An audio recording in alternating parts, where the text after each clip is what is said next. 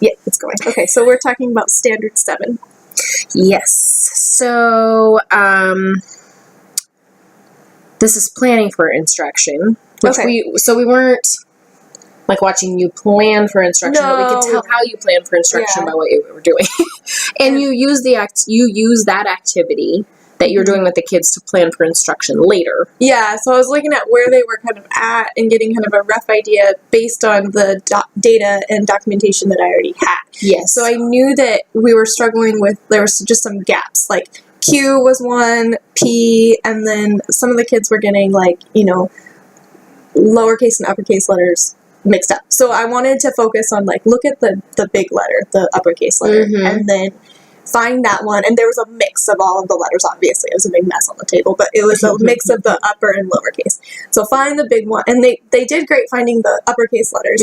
It was just that, and they were able to identify and match them, well, just match them, but they weren't able to identify all of them. And it was hard to tell, but like, the group was kind of like staggered where I had, some lower kids and then some higher kids. So like Elizabeth, the child that was closest to me, she was really high, but then like maybe a little bit over. Yes. A little bit lower. Yeah. And did you do this with the whole class? I did. I rotated through, and it didn't work out to show it because it would be too long. Oh, yeah. And then like I talked about earlier, Claudia's been out, my aide, who would be running the other table, so that's kind of why I was allowed to in the video, because they're doing free play, so... This is education. Yeah. And winter and sickness. Yeah, and all the kids were sick, too, so this group was different. Yes. I had and it was all girls, and it wasn't on purpose or anything, it was just because most of my boys were out sick. So. Right. Yeah. So I felt like you're doing great and proficient in everything. Oh, thank you. I think the first one, creating learning experiences, I think that the learning experiences that happen in the classroom are all appropriate to the standards that we have for the TK kids. And actually, I mean, I almost want to move you to like the outstanding because of the, like you really do try to center it to individuals, you know what I mean? Yeah. To create specific learning experiences for them. Like I can see that in what's going on in the classroom, especially with your small groups and like giving the individual attention to each child. Because even though they were working on the same kind of task, you were still like asking each one questions that you knew kind of were specific to them and where they were at in their learning. So actually, I may just move you. Okay, thank you. Well, I try to. That's like one of the things I really try to. Yeah. But, it is hard. It doesn't happen all the time. No, but you can't. You can't. It can't happen all the time. I mean, they're 5, so they need a lot of attention. And you can't just talk to one kid and then the rest of them are doing whatever they want. So, and then I feel like the sequencing is great in your room. I mean, we talk about a lot of the same things in these sessions. But you go over the certain letters, then you kind of go back and review them with the kids, and then you assess them with the kids, and then you go, these are the ones we need to review, then we're going to move on and push a little bit more with these new letters, and like then going from uppercase to lowercase, like you have that down for the order that everything needs to happen in. So I think that, we're fine there too. It makes sense to the kids. They're progressing, well, because they're obviously learning a lot. Too. Yeah. Even though Elizabeth's face is so like blank sometimes. I know. Yeah. She's hilarious. But she knows, I think. She does. She just is kind of...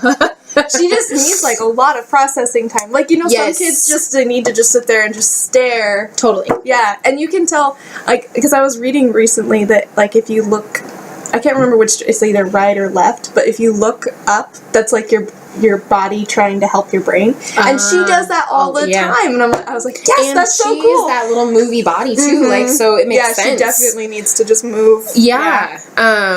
So, and then the planning for instruction, using formative assessment, like that's kind of what you were doing right there. Yeah. You were, using that activity to plan for your next instruction. And normally I would be taking data during that, but because I was worried I didn't have an extra body on the floor, I didn't have another adult to be like supervising the play area. Right. So I was trying my best to make sure that I was watching that table and the other, because off camera the kids were over playing and they were expected to do independent work as best as possible. Right. But you can hear it, like, one of the children comes over and is like, he's not sharing, and I had to like go over a couple times and help out. So like that kind of stuff. Well, it went really well for all that. I was surprised. And then the evidence-based instructional strategies, resources, and technological tools to plan appropriately. Like what kind? Like I feel like ESGI is kind of your. Is that kind of your baseline? Yeah, so you look at that and I kind of see, okay, what do we need to be working on? And then I look at the standards for TK and just early childhood in California in general, and I try to make sure that I'm aligning all of that also with what kindergarten is doing, but not, it's a balancing game where you're making sure you're not doing too much of what kindergarten's doing right now, so that they're not getting that worry before. Yeah, because I don't want to double dip too much because I don't want them to be bored, but I also don't want them to not be bored. Like I want them to have like an edge, because that's like the whole point, is that they're ready to learn sounds and all of that. So I'm trying to do like layering all of that as best I can. So a lot of times I'll talk to Mrs. Tucker, and during our meetings I'll like say, this is kind of what I'm planning on doing. Is it too close, that kind of thing to what you're doing, and then they say yes or no, and then I follow to little bit of the preschool stuff, but advance it, try to give them an extra push. That's perfect.